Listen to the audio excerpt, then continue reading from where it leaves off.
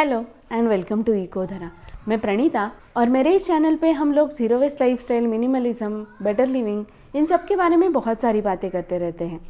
तो क्योंकि मैं इस वीडियोस में ऐसी सारी बातें करती हूँ, बहुत लोग मुझसे इस बारे में फ़ेस टू फेस भी जब मिलते हैं तब बातें करते हैं, या फिर मेरे फ्रेंड्स फैमिली जो भी वीडियोस देखते हैं वो उस बारे में बताते हैं कि उनकी थॉट प्रोसेस क्या है, वो क्या सोचते हैं। ये सब चीज़ों का डिस्कशन हमेशा होता है। कुछ लोग मुझे ये बोलते हैं कि मैं तो कोई चीज़ फेंक ही नहीं सकती, या मुझसे कोई अच्छी चीज़ फेंकना होता नहीं है, इसलिए डीक्लटरिंग मेरे लिए नहीं है, मिनिमलिज्म मेरे लिए नहीं है, या ऑर्गेनाइजेशन भी मेरे लिए नहीं है।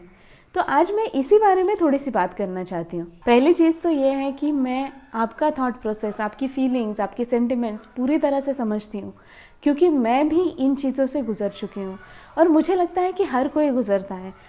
मुझे हार्डली ऐसा लगता है कि कोई होगा जिसको कोई फ़र्क नहीं पड़ता, आप कुछ भी चीज़ फेंक दो।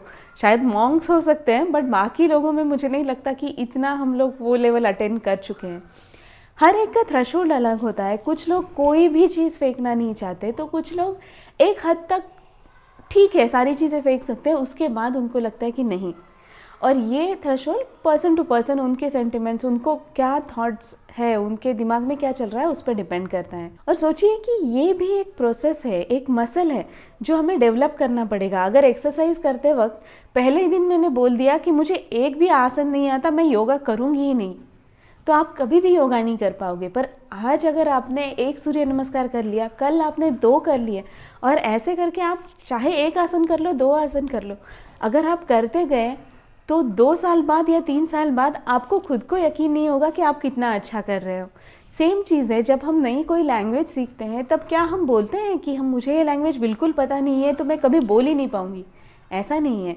आज मैं एक वर्ड सीखूंगी, कल दूसरा वर्ड सीखूंगी, फिर सेंटेंसेस बनाने लग जाऊंगी और धीरे धीरे मैं पूरी लैंग्वेज सीख जाऊंगी। तो ऐसा ही है डीक्लटरिंग का। आज अगर आपने एक चीज़ निकाल दी, बाजू में रख दी, कल दूसरी चीज़ निकाल दी, ऐसे करके अगर आपने एक हफ्ता भी थोड़ा सा डीक्लटर कर लिया तो आपको बहुत ज़्यादा कॉन्फिडेंस आ जाएगा। चीज़ें डीक्लटर करने को या फेंक देने के लिए टाइम बिल्कुल नहीं लगता। टाइम लगता है उस डिसीजन तक आने के लिए। तो वो डिसीजन तक आना थोड़ा मुश्किल काम है और उसके लिए प्रैक्टिस ज़रूरी है। तो या तो आप कोनमारी स्टाइल डीक्लटर कर सकते हैं, जिसमें हर दिन एक कैटेगरी आपने देख ली, उसको क्लीन कर दिया, फिर आप दूसरी कैटेगरी पे गए और पूरा क्लीन कर दिया।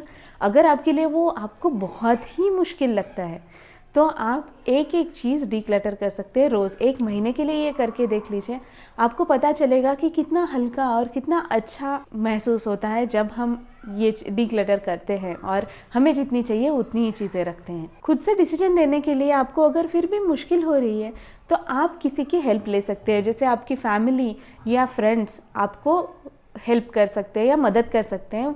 आपको कोई चाहिए जो पूछे कि मैंने इसको 2 साल में तो तुमने देखा नहीं है, तुम्हें पहनते वक्त तुम्हें क्यों चाहिए ये, और जो आपको सोचने पे मजबूर करे कि सच में मुझे ये चाहिए या नहीं चाहिए। प्रोफेशनल ऑर्गेनाइजर्स भी इसमें आपकी हेल्प कर सकते हैं। तो बस यही था, मैं यही बात करना चाहती थी आपसे कि ये कभी मत सोचिए कि मैं ये कर नहीं सकती किसी भी बारे में, डीक्लटरिंग ही नहीं, किसी भी बारे में। या तो आप करना नहीं चाहती या आपको एक्सपीरियंस नहीं है इसलिए आपको डर लग रहा है। पर ऐसा कभी नहीं है कि कोई भी चीज़ आप कर नहीं सकती। प्रैक्टिस से हर चीज़ हो सकती है और आप कर सकते हैं। डीक्लटरिंग भी वैसा ही है। आप अगर प्रैक्टिस करेंगी तो अपने आप आपको धीरे धीरे चीज़ें ईजी हो जाएंगी और आप एक एक स्टेप आगे बढ़ती जाएंगे। Till next time, bye bye.